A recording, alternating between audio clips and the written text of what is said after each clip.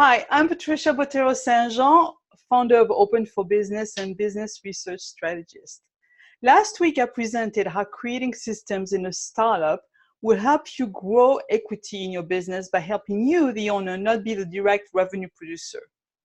So in short, with the systems in place, you can hire employees who can also be revenue producers so that you, the owner, can focus on running, growing, and scaling the business. And while you do this, when you're ready to sell your business, it will give you more value in that business, and you will be able to because you'll be able to make money with that, depending on your production.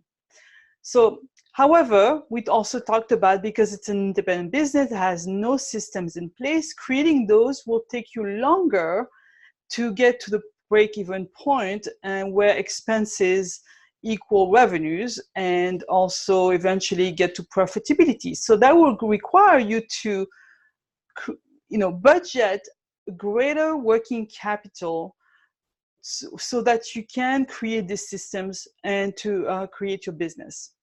So that was the main point last week for the systems in an independent startup from your business idea.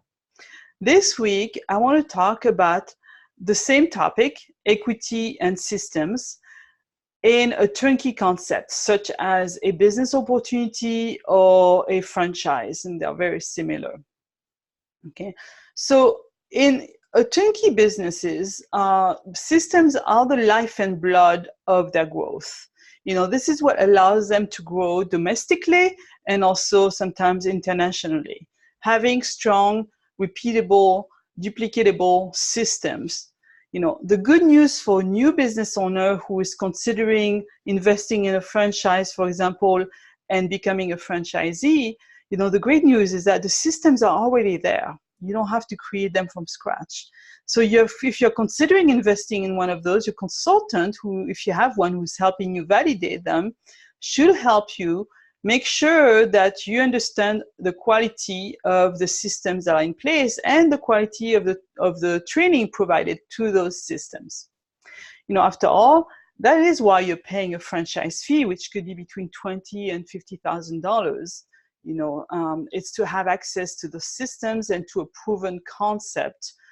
And you may not need as much working capital as you would in a startup because they're already in place. That means you'll make profit sooner rather than later in a franchise, if it's a good franchise. Okay. In a startup, it will cost you multiple of the $20,000 or $50,000 franchise fee. So for that reason, the franchise fee is not a bad deal, right? One thing to keep in mind, though, when you choose a franchise, if you decide that, is that you need to be ready to follow these systems as expected, as put together by the franchisor. And that will be an agreement that is signed by both parties. It will be stipulated in the franchise agreement. So keep that in mind. You're not going to be able to change them once you are working and running that franchise. You will need to follow them. And it sounds easy sometimes, but you need to make sure that this is a style of entrepreneurship that works for you. Okay. One thing I want you to think about is equity now.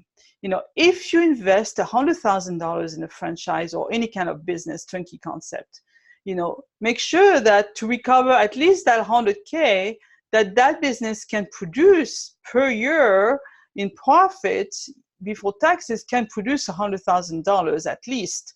There will be, of course, some pluses and minuses adjustment, but in order to recover $100K in the initial investment, you need to also produce $100,000 at least in yearly revenue, in profits, net profit, right? Same thing, let's say you buy a franchise that is $300,000 investment, like a brick and mortar location, often will be around that price range.